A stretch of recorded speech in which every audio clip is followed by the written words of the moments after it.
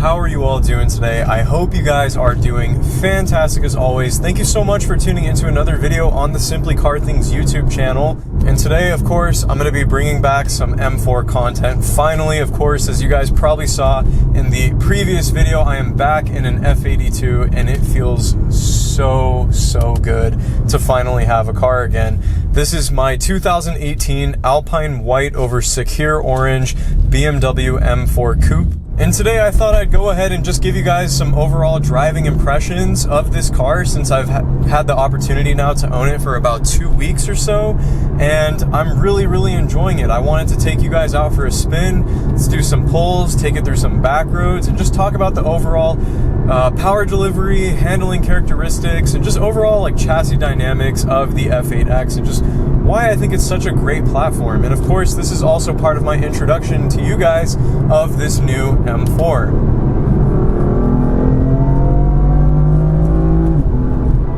Absolutely ridiculous. Right off the bat, I mean, the first thing is the S55 engine, and you guys know from my previous M4 that I owned, this engine is no slouch by any means. I mean, just third gear right here. My God, it just pulls so hard, even in stock form. The stock calibration, the factory ECU, 431 European horsepower, or about 425 horsepower. SAE is what's measured here in the States, is honestly more than enough power for a car of this nature. This car is extremely quick. It is very powerful. It has a lot of go, and the twin turbo inline six just pulls. I mean, there's so much torque, so much horsepower, and its high revving nature also enables it just to pick up speed very fast. Taking the car through some back roads here, it is very enjoyable. Obviously, there is quite a lot going on here with the chassis technology of the F82 platform in terms of just, you know, weight savings, handling characteristics, and just so many things to improve upon the way that this car drives and ultimately to suit it for performance. And this car definitely handles well, even in stock form. Now, this car is actually equipped with EDC suspension as compared to my previous M4, which had these standard dampers. Personally, I don't care for the EDC. Like, the fact that this car came with it, cool, whatever.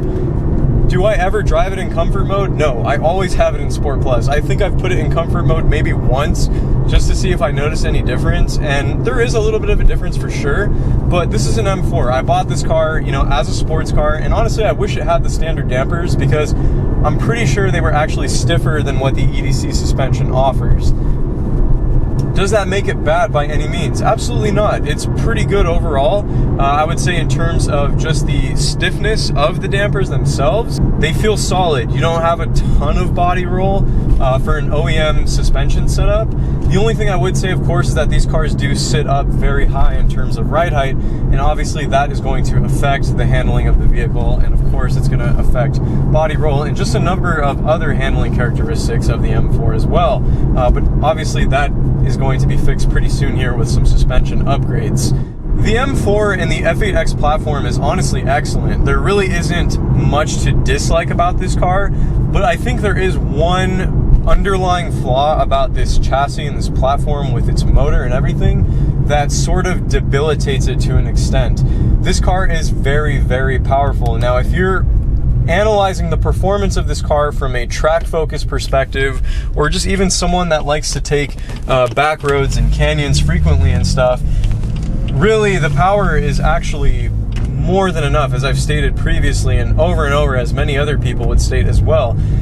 It is very easy to upset the back end of this car, and I know that from personal experience. The reason why I'm in this new M4 is because unfortunately I was in an accident with my previous one. Even in the stock form, the way that the power comes on, the immense torque shove that you are provided with this car, paired with the extremely stiff rear end that these M4s come with out of the box, is very easy to make this car slide and to get it, you know, tail happy.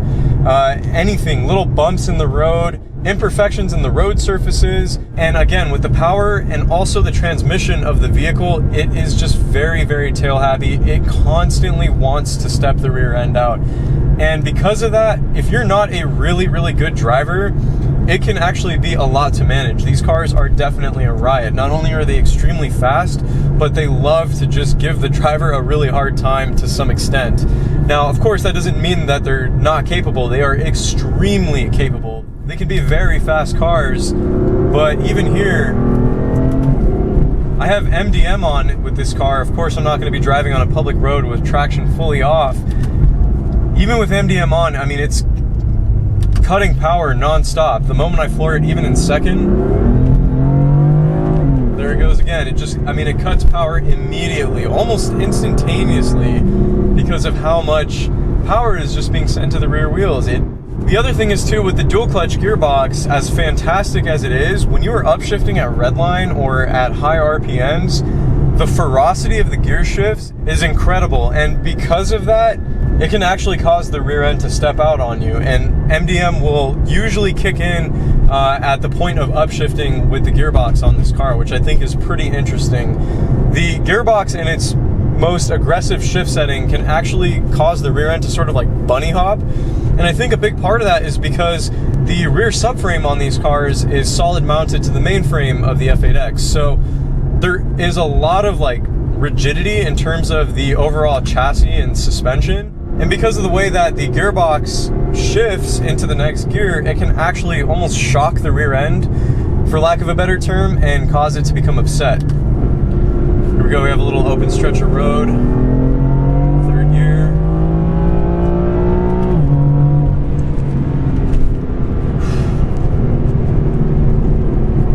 And when you do get full power, it's it's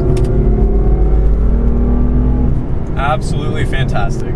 It is so much fun.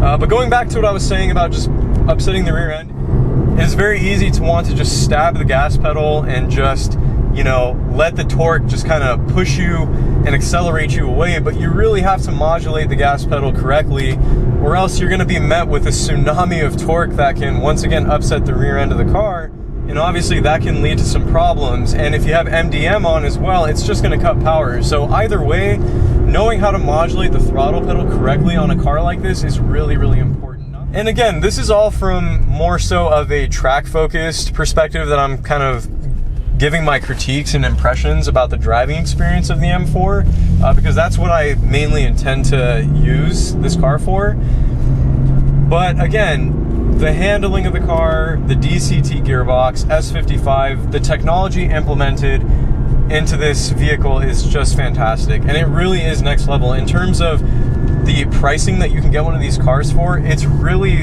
hard to find other cars in the segment that offer this much in the way of performance, and with just some basic suspension modifications, some upgrades to the braking system, some camber plates as well, and you know, just a better wheel and tire setup than what the factory provides, you can really, really be fast in these cars. It's fantastic.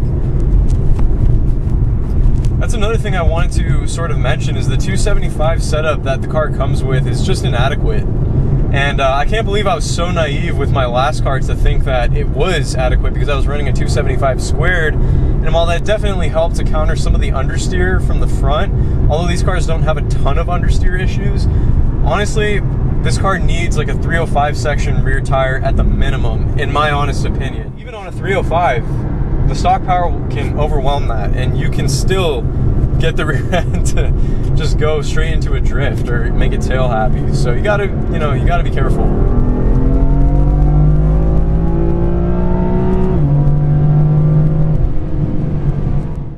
Phenomenal power with this engine. And what's so cool is because of the indirect charge cooling system that the S55 utilizes, there's really not a whole lot in the way of maintaining temps. The oil temperatures, your coolant temperatures, everything stays very stable. It's very manageable. You don't notice like a ton of heat soaking in terms of power dropping off, and overall it's just a very, very efficient cooling system. The dual clutch is really, really a fantastic gearbox in its own right, and it's truly a shame that the new M cars are not going to be utilizing it any longer. They're switching to the torque converted ZF unit. Overall though, I hope that kind of sums up some of my driving impressions for you guys with this car. You know, just taking it through some of these wine country back roads today on a Friday afternoon, I'm in love. Just something about these cars really sort of ticks all the boxes, as I've stated over and over to many of you guys. And while this car definitely requires a lot of driver input, you know, to make it go fast, I think it's worth it. And I think that's also part of what makes it so fun to drive, is the fact that the car is a riot at the edge, and it's really savage in terms of its power delivery and in terms of the way that, to be quite frank, it doesn't care about how you feel as a driver. If it wants to step out, if it wants to be brutal, this car will do that. And in that sense, it makes it feel like a race car. And you know, I love it for that exact reason. So if you could give this video a thumbs up, subscribe to the channel if you are new here. Once again, thank you so much for watching. I hope you guys took away some valuable info from the video. And we got plenty of more content and a very, very long list of cool mods coming up for this car. Tons of upgrades, so stay tuned. I will catch you on the next one. Take it easy, guys. Bye-bye. Send me savage.